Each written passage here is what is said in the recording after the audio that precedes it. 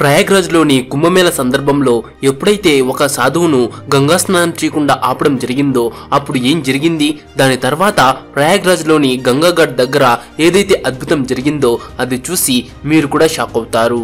ప్రస్తుతం ప్రయాగ్రాజ్లో అత్యంత గొప్ప మహాకుంభమేళ జరుగుతోంది. ఈ మహాకుంభమేళ ప్రతి 12 సంవత్సరాలకు ఒకసారి జరుగుతుంది. అంటే ఈ కుంభమేళకి చాలా గొప్ప మహత్యం ఉంటుంది. ఆ సమయంలో గంగానదిలో స్నానం చేయడం అనేది చాలా గొప్ప మహత్వాన్ని కలిగి ఉంటుంది.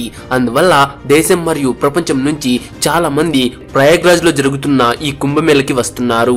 కానీ ఇటీవల ఏదైతే ఇన్సిడెంట్ జరిగిందో అది అందరినీ చాలా ఆశ్చర్యపరిచింది. ఇందులో ఒక సాధువును గంగా నదిలో స్నానం చేయకుండా ఆపడం జరిగింది. ఈ కుంభమేళ అయిన సాధువులు లేకుండా అది అసంపూర్తిగానే ఉంటుంది. ఎందుకంటే ఇది సాధువులు మరియు సన్యాసులు స్నానం చేయడం వల్లే సంపూర్ణం అవుతుందని భావిస్తారు. దేశ నలుమూలల నుంచి సాధువులు కుంభమేళ మొదలయ్యే చాలా రోజుల ముందే ప్రయాగ్రాజ్ కి చేరుకున్నారు. అయితే ఈ ఇన్సిడెంట్ మధ్యప్రదేశ్ లోని మహేశ్వరంలో ఉండే రాధానంద్ జీ మహారాజ్ విషయంలో జరిగింది. రాధానంద్ జీ మహారాజ్ ప్రతిరోజు ఉదయం 4 గంటలకు లేచి చల్లని నీటితో స్నానం చేసి తర్వాత భిక్షాటన చేయడానికి బయలుదేరేవారు. అతను తన జీవితంలోని సంసార సుఖాన్ని త్యాగం చేసి ఎన్నో తపస్సులు చేశాడు మరియు ఎన్నో శక్తులను పొందాడు. అతను మహేశ్వరంలోని ఘాట్ పైనే ఉండేవాడు. ఎప్పుడైతే అతనికి ప్రయాగ్రాజ్ లో కుంభమేళ జరుగుతోందన్న విషయం తెలిసిందో అప్పుడు అతను చాలా సంతోషపడ్డాడు. అతను ఆ కుంభమేళకి ముందుగానే వెళ్ళాలి అనుకున్నాడు. ఎందుకంటే అతను అక్కడే 2 నుంచి 4 నెలలు ఉండాలి అనుకున్నాడు. ఆ కుంభమేళ అనేది ఎలాంటి పవిత్ర సమయం అంటే దేవదేవుళ్ళు స్వయంగా ఆ స్థానంలో ఉంటారని, అక్కడ తపస్సు చేయటం, భగవంతుణ్ణి ధ్యానించడం అనేది చాలా మంచిది అనుకున్నాడు.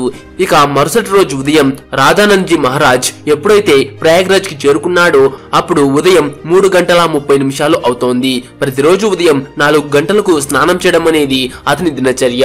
అందువల్ల అతను ఈ రోజు కూడా గంగా నదిలో పవిత్ర స్నానం ఎందుకు చేయకూడదు అని అనుకున్నాడు. అతను ప్రయాగ్రాజ్ లోని గంగా నదికి చేరుకున్నాడు. ఆ టైంలో గంగా నదిని శుభ్రం చేసే పనులు నడుస్తున్నాయి. రాధానంద్ జీ మహారాజ్ అది చూసి చాలా సంతోషపడ్డాడు. ఎప్పుడైతే అతను తన దుస్తులు తీసి గంగా నదిలో స్నానం చేయడానికి ముందుకు వెళ్లాడో అప్పుడు అక్కడ నిలబడి ఉన్న కొంతమంది అధికారులు అతన్ని ఆపారు. వాళ్ళు మీరు ఇప్పుడు ఇక్కడ స్నానం చేయకూడదు, ఎందుకంటే ఇప్పుడు ఇక్కడ గంగా నదిని శుభ్రం చేసే పనులు నడుస్తున్నాయని చెప్తారు. ప్రయాగ్రాజ్ లో ప్రతిరోజు రాత్రి సమయంలో గంగా నదిని శుభ్రం చేస్తారు. దానివల్ల ఉదయం మరియు సాయంత్రం టైంలో అక్కడికి వచ్చే వాళ్ళకి దానివల్ల ఎటువంటి ఇబ్బంది కలగకుండా ఉంటుంది. రాధానంద్ జీ మహారాజ్ చాలా ధైర్యవంతుడు. అతను ఆ అధికారులతో మీరు చేస్తున్న పని చాలా మంచిదే, కానీ ప్రతిరోజు ఉదయం 4 గంటలకు స్నానం చేయడం అనేది నా దినచర్య, కాబట్టి గంగా నదిలో స్నానం చేయాలి అనుకుంటున్నాను. నేను ఇక్కడ స్నానం చేయటం వల్ల మీ పనులకు ఎటువంటి ఆటంకం రాదు, నాకు కూడా ఎటువంటి సమస్య ఉండదు అని అంటాడు. కానీ ఆ అధికారులు సడన్ గా కోపానికి గురయ్యారు. ఇక ఆ సాధువుతో మీరు ఇదే టైంలో ఎందుకు స్నానం చేయాలి అని అనుకుంటున్నారు? మీకు ఇక్కడ ఎవరైనా మనుషులు స్నానం చేస్తూ కనబడుతున్నారా? లేదు కదా. మీ శరీరం లోపల ఉదయం 4 గంటలకు ఇంత చల్లటి నీటిలో స్నానం చేసేంత శక్తి ఉందా? ఇక్కడి నుంచి వెళ్లిపోండి అన్నారు. అప్పుడు కూడా రాధానంద్ జీ మహారాజ్ చాలా వినయంగా ఉన్నాడు, చాలా ధైర్యంగా ఉన్నాడు. కానీ ఆ అధికారుల మాటలు అతనికి అంతగా నచ్చలేదు.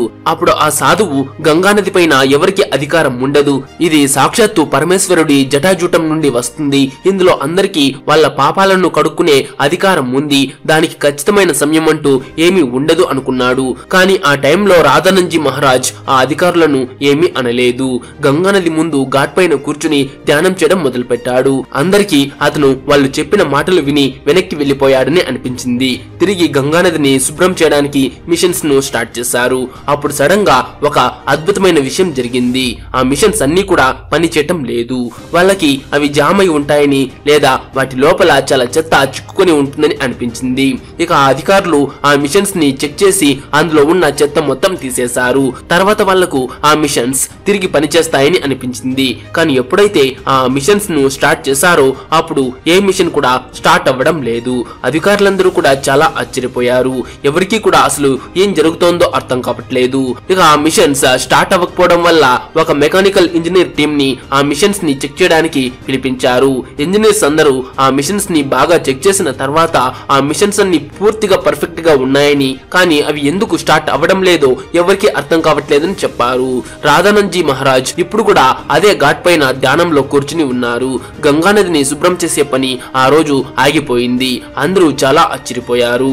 ఆ టైంలో ఎవరైతే మెకానికల్ ఇంజనీర్ ఆ మిషన్స్ ని రిపేర్ చేయడానికి అక్కడికి వచ్చాడో అతను ఎప్పుడైతే రాధానంజీ మహారాజ్ అక్కడ ఉండడం చూసారో అతన్ని చూసి షాక్ అయ్యాడు. అతను రాధానంజీ మహారాజ్ పాదాలపైన పడి ఆశీర్వాదం తీసుకున్నాడు. అతన్ని రాధానంజీ మహారాజ్ ఆశీర్వదించాడు కూడా. దాని తర్వాత అతను అధికారులందరికీ ఇతను మహేశ్వరంలోని సిద్ధ యోగి అని, చిన్నతనంలో ఒకసారి తనను ఎప్పుడైతే పాము కరిచిందో అప్పుడు ఈయనే తన అద్భుతమైన శక్తితో తన ప్రాణాలు కాపాడారు అని చెప్పాడు. అప్పుడు అధికారులందరికీ వాళ్ళ తప్పు తెలిసింది. తన దినచర్య ప్రకారం 4 గంటలకు గంగా స్నానం చేయాలనుకున్నాడు. మాకు అతన్ని ఆపే అధికారం లేదు. మేము అతన్ని అవమానించాము, చెడుగా మాట్లాడాము, గంగా నదిలో స్నానం చేయకుండా ఆపాము.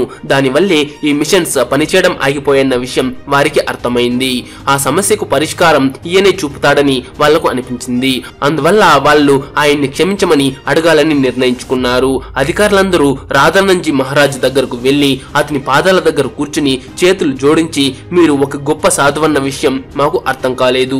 మా వల్ల చాలా పెద్ద తప్పు జరిగింది. మేము మిమ్మల్ని గంగానదిలో స్నానం చేయకుండా ఆపిండకూడదు అని అన్నారు. రాధానంజీ మహారాజ్ ఇప్పుడు కూడా చాలా వినయంగా ఉన్నాడు.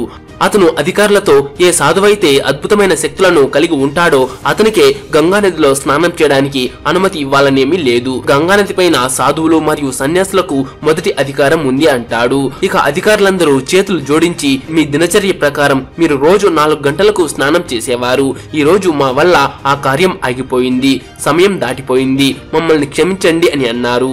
ఇక రాధానంజీ మహారాజ్ కి ఆ అధికారులందరికీ వాళ్ళు చేసిన తప్పేంటో తెలిసిందని, వాళ్ళ గర్వం దూరమైందని అర్థమైంది. అందువల్ల అతను వినయంగా ఆ అధికారులతో, మీరు ఎందుకు బాధపడుతున్నారు? ఇప్పుడు కూడా నేను స్నానం చేసే సమయం ఏమీ అయిపోలేదు. ఒకసారి మీ గడియారాల్లో ఎంతో సమయం అయిందో చూడండి అన్నాడు. ఇక అధికారులందరికీ వాళ్ళ గడియారాల్లో టైం చూసి రోమాలు నిక్కబడుచుకున్నాయి. ఎందుకంటే అప్పుడు ఉదయం 4 గంటలు అవుతోంది.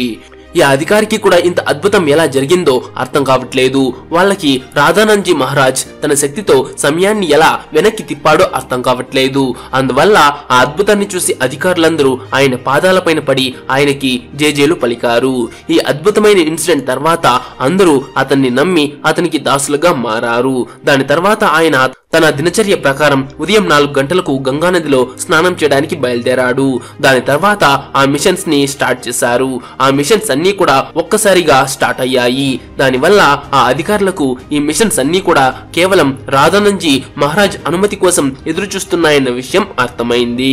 ఇక ఎప్పుడైతే ఆయన అధికారుల గర్వాన్ని అణిచి గంగానదిలో స్నానం చేశాడో అప్పుడు తిరిగి ఆ మిషన్స్ స్టార్ట్ అయ్యాయి. నిజంగా చాలా అద్భుతమైన ఘటన ఇది. ఇటీవల ప్రయాగ్రాజ్ లోని మహాకుంభమేళలో జరిగింది. అయితే ఈ ఇన్ఫర్మేషన్ మీకు నచ్చింటే ఈ వీడియోకి ఒక లైక్ చేసి మీ ఫ్రెండ్స్ కు తప్పకుండా షేర్ చేయండి.